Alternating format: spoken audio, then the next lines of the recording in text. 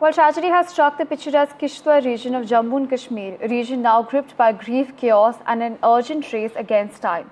At least 60 people have been confirmed dead and at least 100 have been injured, with nearly 500 still missing after nature unleashed its fury.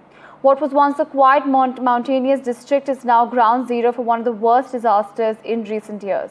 Rescue operations are in full swing. The army, NDRF and local volunteers are braving treacherous terrain, unstable slopes as well as unpredictable weather to reach those who have been trapped.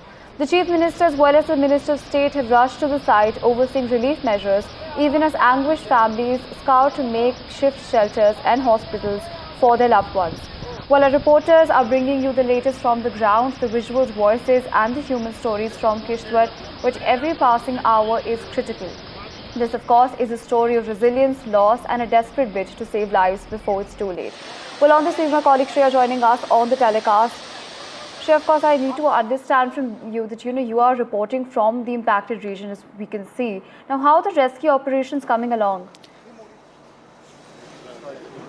Well, Reed, I am right now in Jashodi village, which has left a trail of death, devastation and destruction, and intensified rescue operations are taking place. Right now, I am with the pilgrims who went to the Mata Machel temple, and they were stuck there for almost 3-4 days, and now they are heading back to their home ground, back to Kishtwar town. And of course, you can see the visuals of the JCBs, heavy machinery that have been deployed for the rescue operation to take place. Let me tell you, 51 people have died.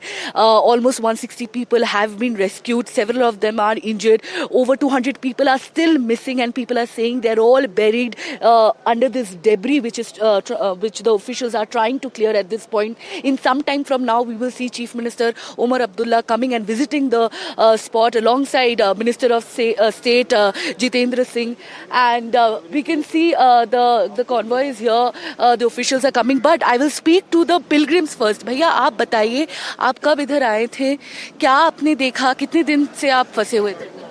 Ma'am, हम यहाँ से तकरीबन 2 घंटे पहले निकल गए थे यहाँ से, तो वहाँ पे बाद में हमें वहाँ पे न्यूज़ आती है कि ऐसा क्लाउड बस्ट हुआ है, काफ़ी लोग बह गए हैं।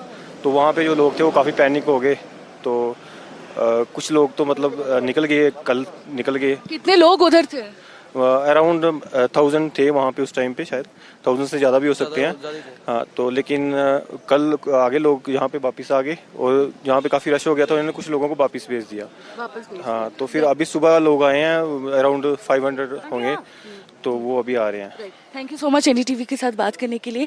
Constant rescue operations are underway. You can see the visuals here. It's completely chaotic. It used to be a peaceful, scenic Jashodi village that serves as a base camp to the pilgrims who are heading to the Machel Mata temple to offer prayers to Ma Chandi. But of course, what was supposed to be a sacred journey turned into a complete tragedy. You can see the JCBs are lined up here, and these makeshift tents have been put up here to offer food and shelter to the rescue teams who are here.